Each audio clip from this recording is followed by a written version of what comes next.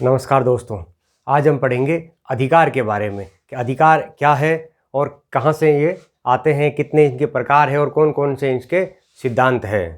तो ये topic school lecturer के लिए और कॉलेज लेक्चरर दोनों के लिए बहुत ही एक महत्वपूर्ण टॉपिक है। तो आइए इसको शुरू करते हैं। अधिकार अंग्रेजी शब्द राइट से ये बना हुआ है। राइट का अर्थ होता है उचित। तो उचित का मतलब है वह उचित आवश्यकताएं जो मनुष्य के लिए आवश्यक हो, मनुष्य के विकास के लिए जो आवश्यक दशाएं हैं, उन दशाओं को अधिकार कहा जाता है। परिभाषा की बात करें तो अधिकार वे मांग है जिसे समाज मान्यता देता है और राज्य लागू करता है। ये परिभाषा बोसांके ने दी थी। और अधिकार सामाजिक जीवन की वे आवश्यक शर्तें हैं जिसके बिना कोई राज्य अपने सर्वोत्तम को प्राप्त नहीं कर सकते।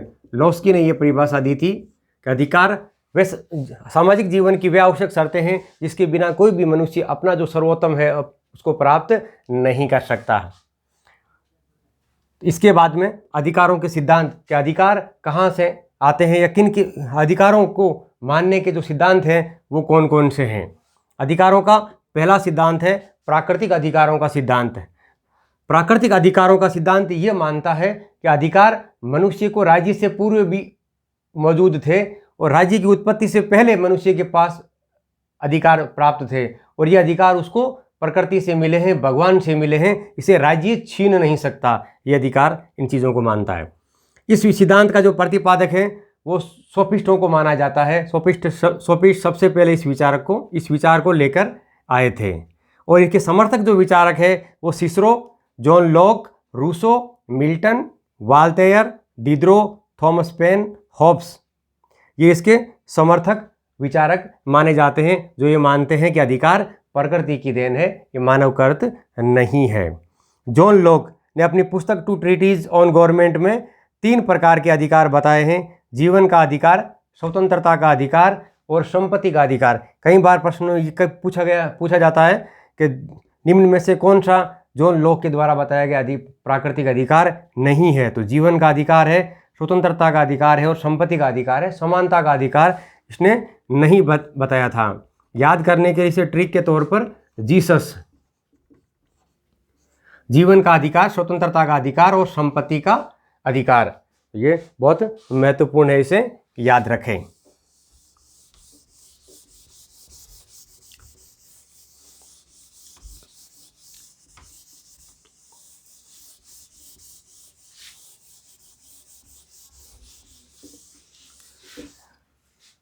इसके बाद में हॉब्स ने प्राकृतिक अधिकारों को जस्ट नेचुरल कहा।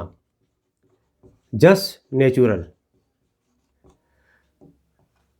पूछ लेते हैं कई बार परीक्षाओं में, हॉब्स ने प्राकृतिक अधिकारों के लिए किस शब्दावली का प्रयोग किया? तो उन्होंने जस्ट नेचुरल शब्द का प्रयोग किया था।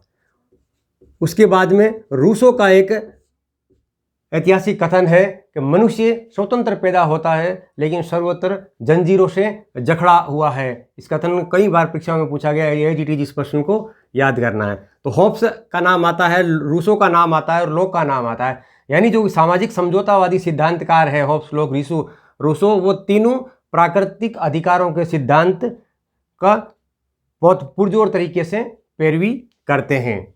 इनके बाद में ये सब मनुष्य समान है।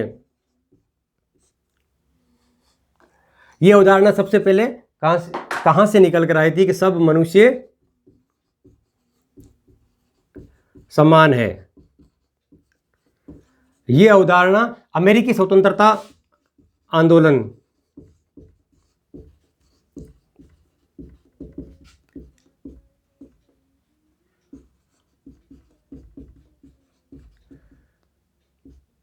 (1774) वहां से ये 1776 अमेरिकी स्वतंत्रता आंदोलन और अमेरिका के संविधान में इस चीज़ को स्वीकार किया गया है कि सभी मनुष्य वो समान है, प्रकृति ने उन्हें समान बनाया है। और ऐसी ही घोषणा फ्रांसीसी स्वतंत्रता आंदोलन में देखने को मिली और फ्रांस का जो संविधान है उस संविधान में भी इस वाक्य की पुनरावृत्ति की गई है कि सब मनुष्य प्रकृति ने समान बनाए हैं, सबको समान रूप से अधिकार है। 93 में। इसके बाद में आता है कि ब्रक इस प्राकृतिक सिद्धांतों का जो आलोचक है, आलोचक कौन कौन रहे हैं? प्राकृतिक अधिकार सिद्धांतों का प्रमुख आलोचक रहा है एडमंड ब्रक। एडमंड ब्रक ने यह कहा कि प्राकृतिक अधिकारों के ऊपर बल देना समाज में अराजकता के ऊपर बल देना है। लाइन को एज याद करना कि प्राकृतिक अधिकारों के ऊपर बल देना समाज में अराजकता पर बल देना है। ब्रक ने तो रूसो की पुस्तक है सोशल कॉन्ट्रैक्ट, रूसो की जो पुस्तक है सोशल कॉन्ट्रैक्ट,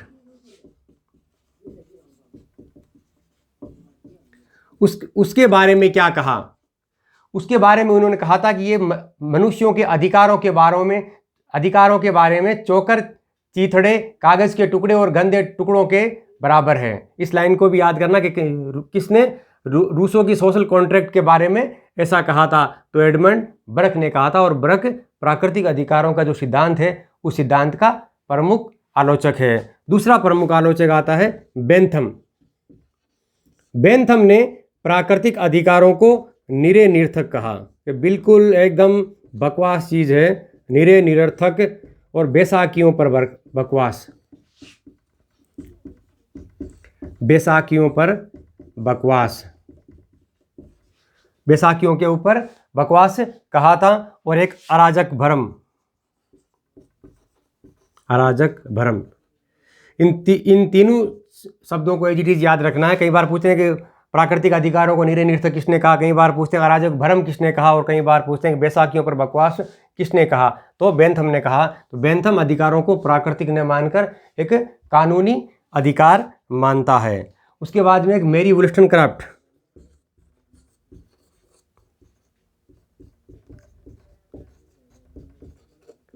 मैरी वुलस्टनक्राफ्ट एक नारीवादी विचारक रही है। इनका मानना है कि प्राकृतिक अधिकारों का जो सिद्धांत का जो आधार है वो पुरुष है। प्राकृतिक अधिकारों का जो सिद्धांत है उसका आधार पुरुष है, और ये महिलाओं पर अत्याचारी एक सिद्धांत है, इसलिए वो इस विचार का आलोचक की श्रेणी में आती है मैरी वुलस्टनक्राफ्ट। तो ये रहा प्राकृतिक सिद्धांत। प्राकृतिक सिद्धांत के बाद में आगे पढ़ते हैं, दूसरा है अधिकारों का कानूनी सिद्धांत। कई ऐसे विचारक हैं जो ये मानते हैं कि जो अधिकार है वो एक प्राकृतिक सिद्धांत न होकर कानूनी सिद्धांत है, और कानूनी सिद्धांत का अर्थ है कि राज्य उसे मान्यता देता है और राज्य उसे लागू करता है।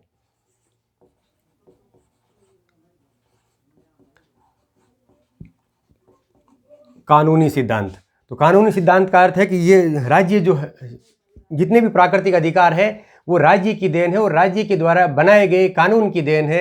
इसमें ये अधिकारों का जो स्रोत मानते हैं कि अधिकार कहाँ से प्राप्त होता है, तो वो अधिकारों का स्रोत मानते हैं प्रभुता संपन्न राज्य को। प्रभुता संपन्न राज्य या प्रभुता संपन्न राज्य का जो कानून है उसको इसका प्रमुख स्रोत मानते हैं। इसके समर्थक हैं हॉब्स, बेंथम और ऑस्टिन। इस विचार के समर्थक है हॉब्स, बेंथम और ऑस्टिन। ये ऐसा मानते हैं कि राज्य का जो कानून है या राज्य है वो इस अधिकारों का प्रमुख सर्जन करता है। तीसरा सिद्धांत आता है ऐतिहासिक सिद्धांत। अधिकारों का ऐतिहासिक सिद्धांत के ये सिद्धांत ऐसा मानता है कि न तो किसी प्रकृति ने कानूनों को, अधिकारों को बनाया है और ना ही किसी राज्य ने बनाता है, बल्कि ये इतिहास की उपज है। इतिहास में लगातार क्रमिक रूप से ये विकसित हुआ है। ये स्रोत मानते हैं कि इतिहास को,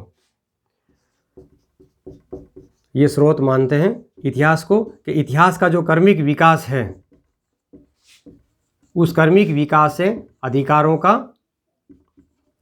सर्जन हुआ है। लगातार मनुष्य आगे से आगे इन विषयों चीज़ों के बारे में जैसे आवश्यकता पड़ी उसी प्रकार अपने हिसाब से कानूनों का सर्जन करता गया। इसके समर्थक है इस विचार के रिची मैकाइवर, रिची और मैकाइवर इस विचार के, और जो एडमंड ब्रक जो प्राकृतिक अधिकारों का सिद्धांतों का जो आलोचक था वो भी ऐतिहासिक सिद्धांत से वास्ता रखता है। चौथा जो कानून है अधिकारों का आदर्शवादी सिद्धांत। अधिकारों का आदर्शवादी सिद्धांत।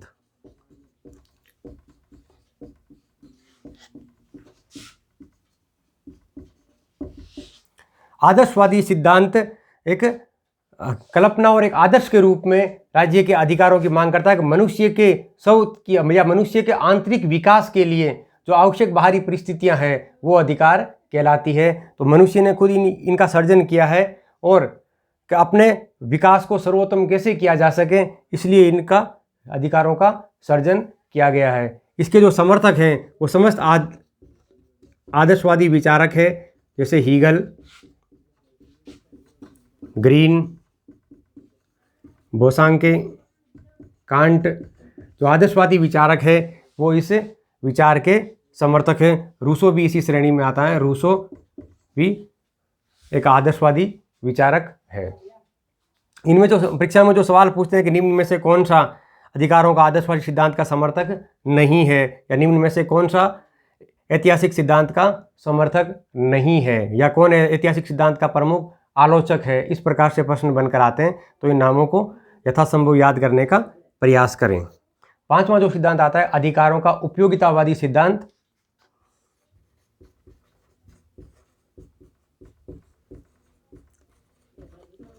अधिकारों का उपयोगितावादी सिद्धांत या लोक कल्याणकारी सिद्धांत।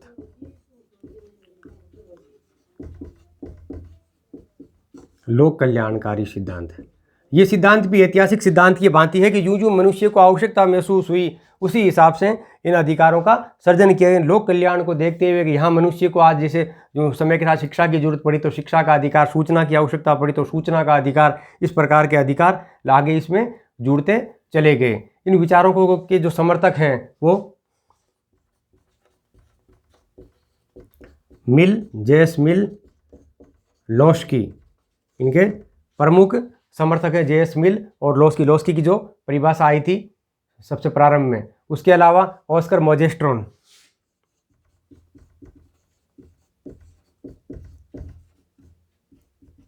ऑस्कर मोजेस्ट्रोन, ये इन उपयोगितावादी विचारकों के समर्थक रहे हैं। उसके बाद में छठा आता है अधिकारों का मार्क्सवादी सिद्धांत।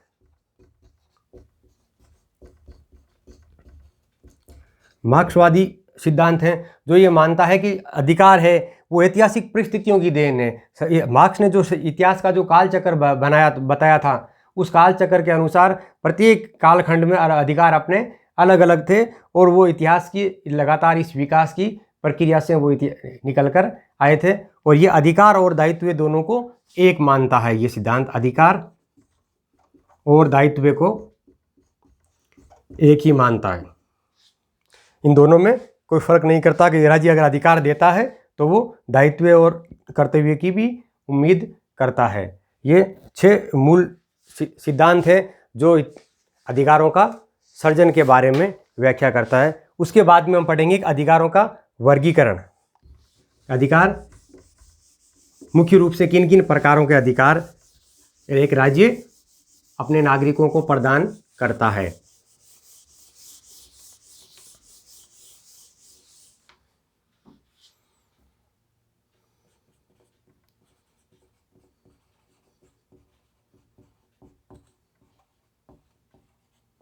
अधिकारों के प्रकार कह सकते हैं या भेद कह सकते हैं या वर्गीकरण कह सकते हैं। इसमें सबसे पहला आता है नागरिक अधिकार।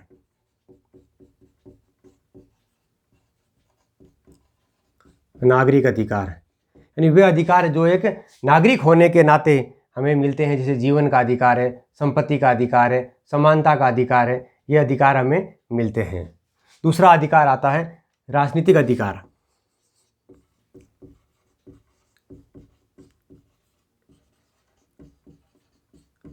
राजनीतिक अधिकार, राजनीतिक अधिकार में वोट देने का अधिकार, चुनाव लड़ने का अधिकार, संघ या संगठन बनाने के अधिकार, इस तरीके के अधिकार होते हैं वो राजनीतिक अधिकार की श्रेणी में आते हैं। तीसरा अधिकार है आर्थिक अधिकार। आर्थिक अधिकार में है काम का अधिकार है, कार्य के लिए उचित दशाओं का अधिकार है, बेगार की ऐसी समाप्ति, संपत्ति का अधिकार मुख्य रूप से इसमें आता है। और आर्थिक सुरक्षा का अधिकार। चौथा आता है सामाजिक एवं सांस्कृतिक संबंधी अधिकार। सामाजिक और सांस्कृतिक अधिकार, ये जो सामाजिक ताने बाने या सामाजिक ऊंच नीच, अस्पृश्यता का अंत और बेगार की समाप्ति, और सांस्कृतिक अधिकार अपनी संस्कृति को अक्षुण्ण बनाए रखने के जो अधिकार है वो इन अधिकारों की श्रेणी में आता है। पांचवा शैक्षणिक अधिकार, ये शिक्षा संबंधी अधिकार है। मनुष्य को शिक्षा और यथासंभव प्राथमिक शिक्षा निःशुल्क प्राप्त करने के जो अधिकार हैं वो शैक्षणिक अधिकारों की श्रेणी में आते हैं। छठा है धार्मिक अधिकार, धर्म से जुड़ अपने धर्म को रक्षा के लिए और उसके धर्म के विकास के लिए जो अधिकार दिए जाते हैं वो धार्मिक अधिकारों की श्रेणी में आते हैं। और सातवां है न्यायिक अधिकार, यानी हमारे ये उपरोक्त अधिकार है, इन अधिकारों का अगर हनन होता है कहीं पर भी तो हम न्यायालय की शरण में जा सकते हैं या न्यायालय से उन अधिकारों की रक्षा की दुहाई मांग सकते हैं। ये चीज़ें न्यायिक अधिकार कहलाते हैं। तो अधिकारों का मोटा मोटी ये 7 प्रकार से वर्गीकरण किया गया है। इन 7 के अलावा एक और अधिकार जिनको बहुत अधिक चलन में है, मानवाधिकार, कि मानव होने के नाते मनुष्य को ये सारे अधिकार मिल जाते हैं, जिनको सम्मिलित रूप से मानवाधिकार कहा जाता है। अब मानवाधिकार का जैसे प्रश्न आता है तो उसमें सबसे पहले जो मानवाधिकारों की घोषणा कब हुई थी उनके बारे में प्रश्न पूछा जाता है कि मानवाधिकारों की घोषणा कब हुई थी या किसने की थी। यूएनओ की महासभा ने इसकी घोषणा करी थी 10 दिसंबर 1948 को। 10 दिसंबर 1948 को, तारीख को एज इट इज़ याद करना है। इसमें पूरी दुनिया के देशों के लिए एक प्रस्तावना रखी थी कि या एक आदर्श सामने रखा था, इतने मूल अधिकार हैं जो आप लोगों को अपने देश में नागरिकों को देने का प्रयास किया जाना चाहिए। ये जो पूरा 10 सितंबर 1948 को जो घोषणा रखी गई थी, उस घोषणा में कुल 30 अनुच्छेद थे। इस घोषणा में कुल 30 अनुच्छेद है, प्रस्तावना सहित 30 अनुच्छेद हैं। उस 30 अनुच्छेदों में 2 महत्वपूर्ण अनुच्छेद याद रखना। तो सबसे 1 नंबर अनुच्छेद है, अनुच्छेद 1 है, वो ये कहता है कि सभी मनुष्य जन्म से समान है और अधिकार और मर्यादा में भी एक समान है, यानी सभी मनुष्यों को जन्म से एक समान माना गया है। यह अनुच्छेद 1 में कहा गया है। और अनुच्छेद 26 शिक्षा का अधिकार। वैसे सभी 30 अनुच्छेदों में अलग अलग अधिकारों का वर्णन किया गया है, लेकिन महत्वपूर्ण के हिसाब से 1 और 26 ही आपको लिखवाया है। और अगर आप याद कर सकते हैं तो 1 से लेकर 30 तक भी आप इनको याद कर सकते हैं। आपकी मानसिक योग्यता के ऊपर है कि आप इनमें से कितने प्रश्नों को याद कर पाते हो। उसके बाद में आता है अधिकार संबंधी जो विचारक थे, वे कौन कौन से प्रमुख विचारक हुए और उन्होंने अधिकारों के बारे में क्या क्या विचार दिए हैं।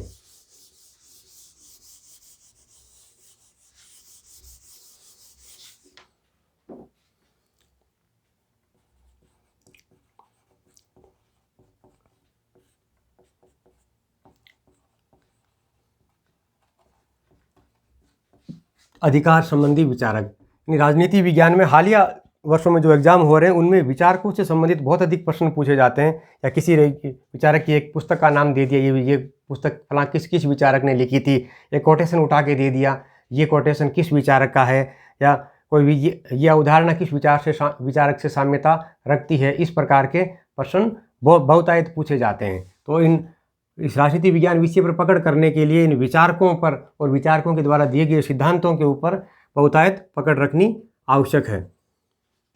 पहला विचारक आता है होब्स। विचारक का नाम आते ही सबसे पहले उसकी पुस्तक कि होब्स ने अपनी कौन सी पुस्तक में अधिकार संबंधी विचार दिए थे। ये मूल से एक सामाजिक समझौते की पुस्तक है। उस पुस्तक में इन्होंने प्राकृतिक अधिकारों का वर्णन किया था कि मनुष्य को कुछ ऐसे अधिकार थे जो राज्य से पहले भी उपलब्ध थे, जिसमें 2 प्रमुख अधिकार बताए थे, जीवन और स्वतंत्रता का अधिकार। जीवन और स्वतंत्रता का अधिकार, 2 ऐसे अधिकार थे जो राज्य के निर्माण होने से पहले मनुष्य के पास उपलब्ध थे। दूसरा विचारक आता है जॉन लॉक। जॉन लॉक की जो प्रमुख पुस्तक है वो टू ट्रीटीज ऑन गवर्नमेंट।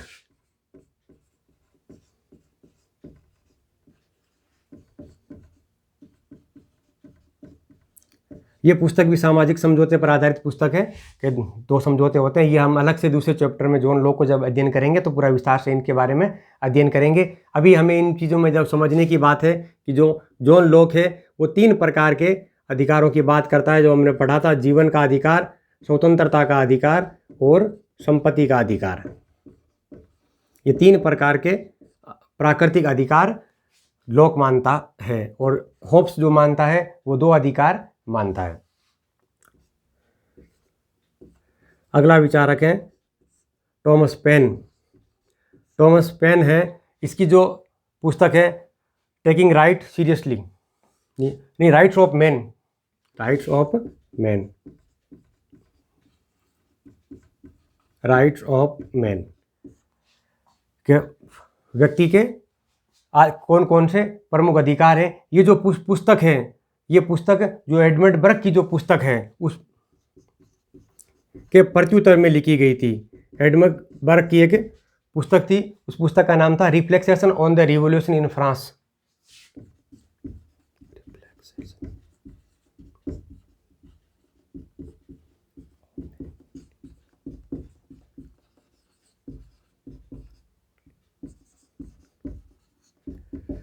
ये एडमंड बर्क की पुस्तक थी।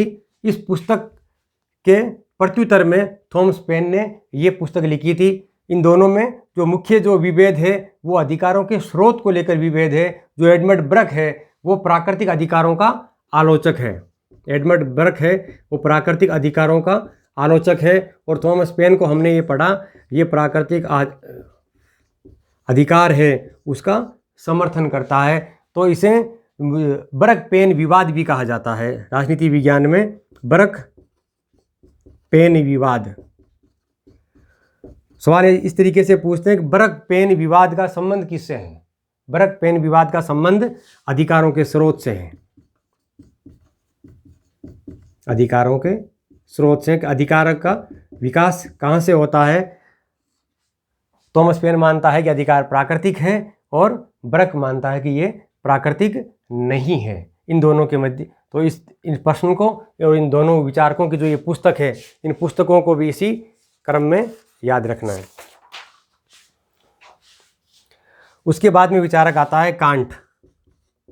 कांट एक आदर्शवादी विचारक है जो इसके जो स्रोत हैं वो इन्हें अधिकारों की नैतिक अवधारणा प्रस्तुत करी, अधिकारों की नैतिक अवधारणा प्रस्तुत करी और अधिकारों का एक नैतिक सिद्धांत दिया था कि हर चीज़ की या तो कीमत होती है या फिर गरिमा। वाक्य को एज इट इज याद रखना, हर चीज़ की या तो कीमत होती है या गरिमा होती है। तो इससे सिद्धांत अधिकारों का मानव गरिमा सिद्धांत निकल कर आता है।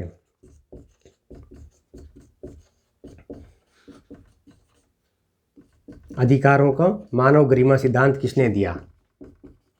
किसने दिया? कांट। कांट ने अधिकारों का मानव गरिमा सिद्धांत किया। हर चीज़ की या तो कीमत होती है या फिर गरिमा होती है।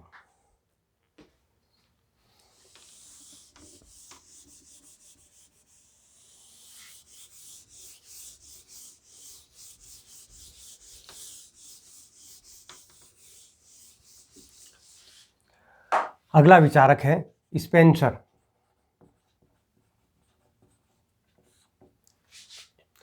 स्पेंसर ने अधिकार क्षमताओं का प्रयोग करने के सामान्य दावों का कृत्रिम विभाजन है।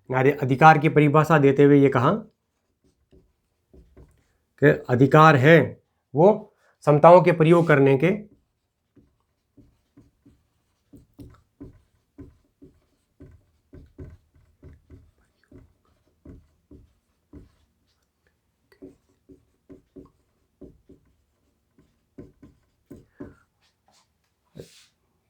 के सामान्य जो दावे हैं उन दावों का कृत्रिम विभाजन है।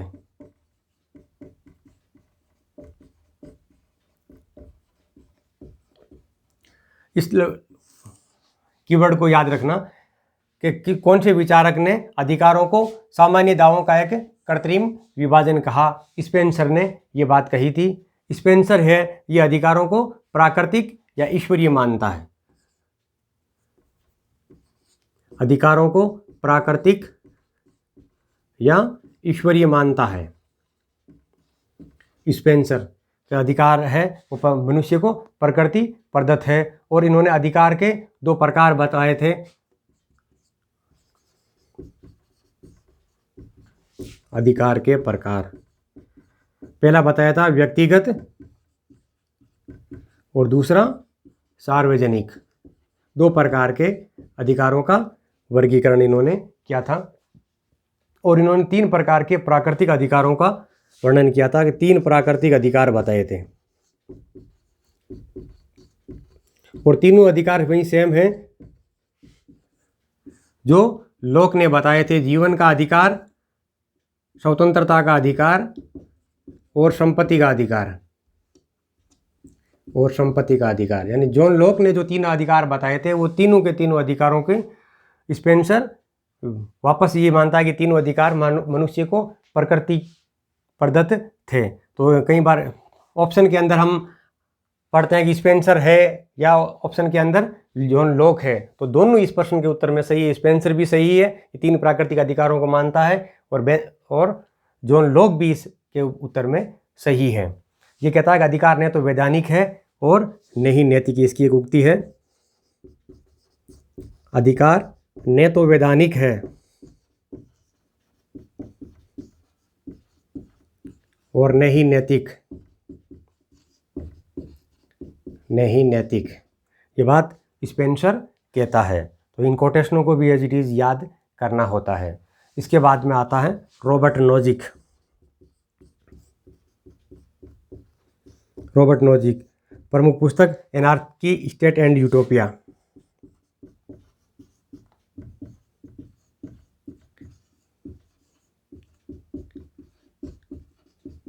एनार्की, स्टेट एंड यूटोपिया ये मानता है कि व्यक्ति के अधिकार ही नैतिकता का एकमात्र आधार। की व्यक्ति के जो अधिकार है, लाइन को एज इट इज़ याद करना, व्यक्ति के अधिकार ही नैतिकता का एकमात्र आधार है।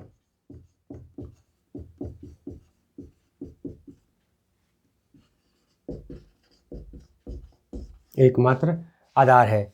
और इन्होंने एक अधिकारों का जो सिद्धांत दिया था, ऐतिहासिक सिद्धांत कह सकते हैं या हकदारी सिद्धांत कह सकते हैं, या इसका नाम है एक स्वतंत्रतावादी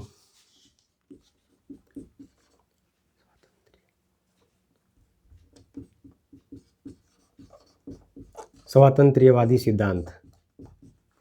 पूछ लेते हैं परीक्षा में, अधिकारों का ऐतिहासिक सिद्धांत या हकदारी सिद्धांत किसने दिया था, या स्वातंत्र्यवादी सिद्धांत किसने दिया था?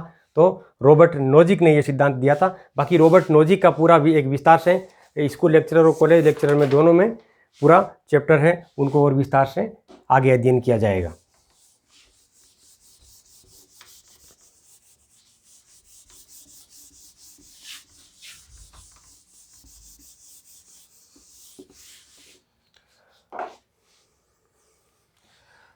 उसके बाद में रॉबर्ट नोजिक है, वो संपत्ति के अधिकार का बहुत अधिक वर्णन करता है कि राज्य का जो उत्पत्ति है या राज्य वो संपत्ति की रक्षा के लिए हुई है। संपत्ति के अधिकार को सबसे अधिक महत्व देता है रॉबर्ट नोजिक। संपत्ति को असीम और सर्वमान्य अधिकार माना है, असीम और सर्वमान्य अधिकार के तौर पर वर्णन करता है रॉबर्ट नोजिक। और ये जो सिद्धांत इसने दिया था, ये जॉन रोल्स का जो न्याय सिद्धांत है उसके प्रत्युत्तर में दिया था। जॉन रोल्स है, उस जॉन रोल्स का जो न्याय सिद्धांत है उसके प्रत्युत्तर में इसने रॉबर्ट नोजिक ने अपना सिद्धांत दिया था। अगला विचारक है लॉस्की। लॉस्की की पुस्तक है ग्रामर ऑफ पॉलिटिक्स।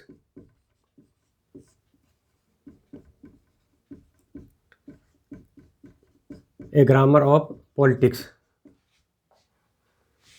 ये भी एक अधिकारों से संबंधित विचारक रहे हैं। ये अधिकारों का जो स्रोत है उस स्रोत में ये रखते हैं नैतिकता को, कि नैतिकता है वो अधिकारों का प्रमुख स्रोत है। और ये अधिकार और कर्तव्य को एक ही मानता है कि अधिकार और कर्तव्य एक ही है, इन दोनों को एक दूसरे से पृथक नहीं किया जाता है। कई विचारक ऐसे हैं जो इन दोनों को अलग अलग मानते हैं, कई विचारक हैं इन दोनों को एक साथ मानते हैं।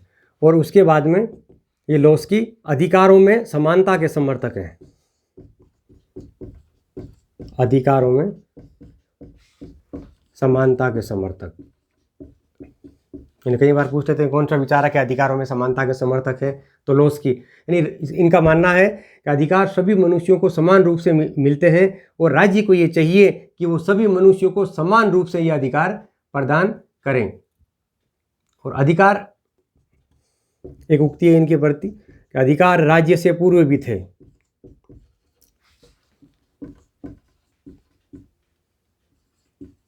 अधिकार राज्य से पूर्व है, राज्य से पहले भी अधिकार अस्तित्व में थे। ये ऐसे विचारक है जो इस बात को मानता है कि अधिकार वे विचारक है जो सक्षम निरंकुशतावाद से भी अधिक मजबूत हैं। तो अधिकार वे विचार है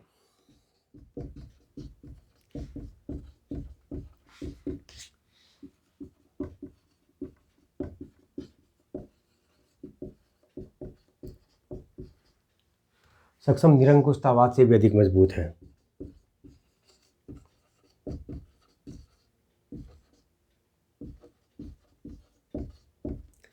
यानी अधिकारों का एक घोर समर्थक कह सकते हैं। और ये राज्य के और प्रत्येक राज्य का चरित्र उन अधिकारों से बनता है जिन अधिकारों की व्यवस्था करता है। ये भी इसका एक बहुत महत्वपूर्ण कथन रहा है कि एक राज्य का चरित्र उन अधिकारों से बनता है जिसकी वे व्यवस्था करता है। ये कथन किसका है? तो ये कथन लोस्की का है। इसके बाद में आते हैं जॉन रॉल्स। जॉन रॉल्स की पुस्तक है ए थ्योरी ऑफ जस्टिस।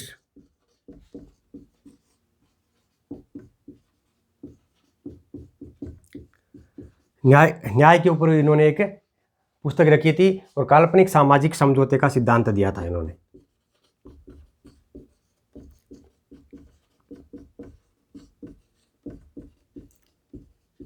काल्पनिक सामाजिक समझौते का सिद्धांत दिया।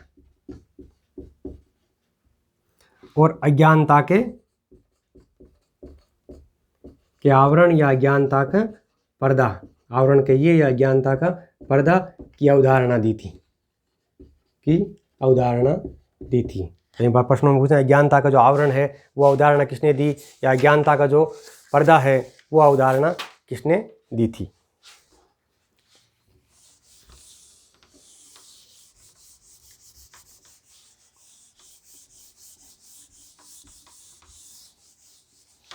इन विचारकों के अलावा माइकल वाल्जर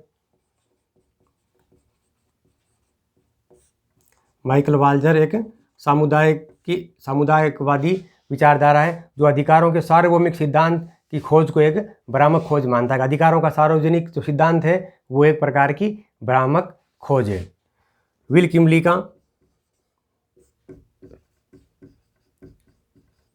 किमली का एक बहुसंस्कृतिवादी विचारक है। उन्होंने राष्ट्रीय अल्पसंख्यकों के जो अधिकार हैं उनकी मांग उठाई थी। राष्ट्रीय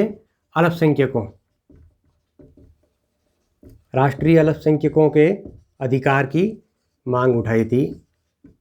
वो ये एक बहुसंस्कृतिवादी विचारक है विल किमली का। आगे इनका और अधिक विस्तार से अगले पार्ट में पढ़ेंगे। डोरकिन अगला विचारक है। डोरकिन की पुस्तक है टेकिंग राइट सीरियसली।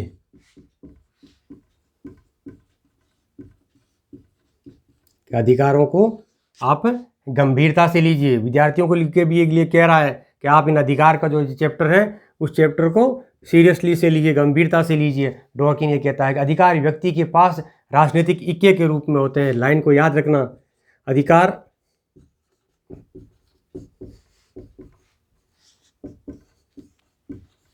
व्यक्ति के पास राजनीतिक इक्के के रूप में होते हैं।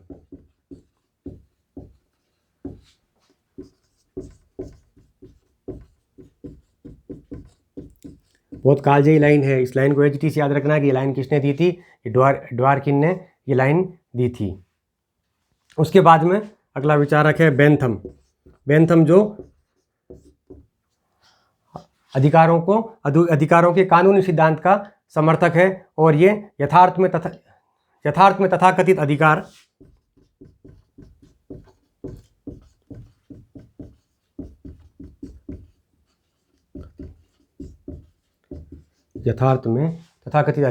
यथार्थ में तथाकथित